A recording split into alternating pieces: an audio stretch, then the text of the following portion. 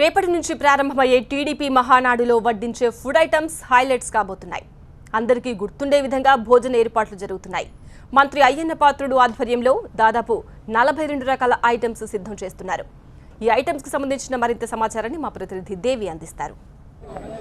రేపటి నుంచి స్టార్ట్ కాబోయే తెలుగుదేశం మహానాడులో తెలుగు తమ్ముళ్ళందరూ కూడా ఆహా ఏమి రుచి అనరా మైమరచి అనే రీతిలో కూడా ఇక్కడ వంటకాలన్నీ కూడా ఏర్పాటు చేసే ఉద్దేశంతో ఇప్పటికే ట్రయల్ రన్ కూడా నిర్వహిస్తున్నారు.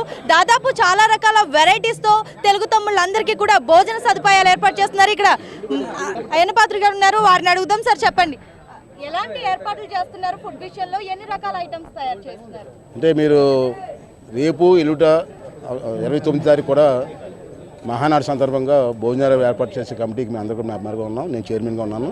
ముందే చెప్పాను మీకు, ఎక్కడా లేని విధంగా విశాఖపట్నంలో భోజనాలు బ్రహ్మాండంగా చేశారు. మంచి ఆప్యాయతగా నవ్వుతూ ప్రేమగా పెట్టారు అన్న మంచి పేరు రావాలనే ఉద్దేశంతో ఆ కమిటీ అంతా కృషి చేయడం జరిగింది.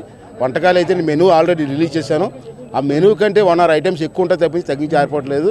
అలాగే దాంతోపాటు ఎక్స్ట్రాగా ఇప్పుడు వండినవి కాకుండా ఈ 4 జిల్లాల్లో ఉన్నటువంటి స్వీట్స్, రకరకాల స్వీట్స్ కూడా మేము చేస్తున్నాం. కాజాలు కానీ, అరిసెలు కానీ, అలాగే ఎన్టీ రామారావు పుట్టినరోజు నాడు అతనికి ఇష్టమైనటువంటి వంటకాలు కూడా చేస్తున్నాం.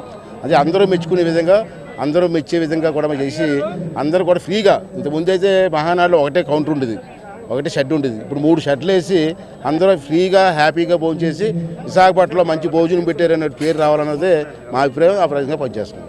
అంటే ఎన్ని రకాల ఐటమ్స్ వేస్తున్నారు? అలాగే 3 షెడ్స్ వేసామని చెప్తున్నారు కదా, ఒకేసారి ఎట్ ఎ టైం ఎంతమంది తినే అవకాశం? అంటే ఐటమ్స్ అంటే నేను మెనూ రిలీజ్ చేశాను, మళ్ళీ అన్ని చెప్పాలని కష్టం. అంటే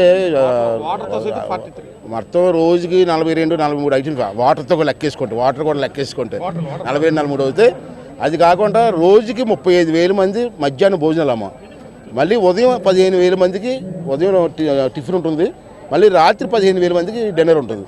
అలా 3 రోజులు కూడా ఇంచుమించు 40-45,000 మందికి భోజనాలు ఏర్పాటు చేయాలని. ఒకవేళ ఎక్కువ మంది వచ్చినా, ఎందుకు ఎక్కువ అనుకున్నానంటే విశాఖపట్నం అంటే రాష్ట్ర తెలంగాణలో కానీ అందరికీ విశాఖపట్నం మంచి సిటీ, అందమైన సిటీ అని చెప్పి అందరికీ తెలుసు.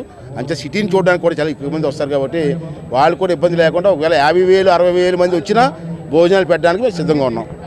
ఇది మొత్తం ఒకేసారి 15,000 మంది ఒక్కసారి భోజనం చేసే విధంగా 3 stalls, A1, A2, A3 3 stalls ఏర్పాటు చేస్తున్నామంటున్నారు. దాదాపు 42 రకాల ఐటమ్స్ కూడా ఏర్పాటు చేస్తామని చెప్తున్నారు. సో ఇక్కడ ఎమ్మెల్యే గారు ఉన్నారు, వారు ఆల్రెడీ టేస్ట్ చూస్తున్నారు. ఎలా ఉన్నాయి ఐటమ్స్ అన్ని కూడా ఆయన అడిగి తెలుసుకుందాం. సార్ చెప్పండి, ఎలా ఉన్నాయి ఐటమ్స్? ఈ భోజన కమిటీ ముఖ్యంగా ముఖ్యమంత్రి చంద్రబాబు నాయుడు గారు, జిల్లా మంత్రివర్యులు అయ్యన్న పాత్రుడు గారి సారథ్యంలో ఈ కమిటీ ఏర్పాటు చేయడం జరిగింది. ఇప్పుడు మీ ముందే మేము తిన్న స్వీటు ఆర్ట్ అన్నీ కూడా చాలా బ్రహ్మాండంగా ఉన్నాయి. ఈ 3 రోజులు కూడా ఇదే క్వాలిటీతో మెయింటైన్ చేయడం జరుగుతుంది. సో 3 రోజుల పాటు కూడా ఇదే క్వాలిటీతో ఫుడ్ అంతా కూడా మెయింటైన్ చేసే అవకాశం ఉంటుందని చెప్తున్నారు.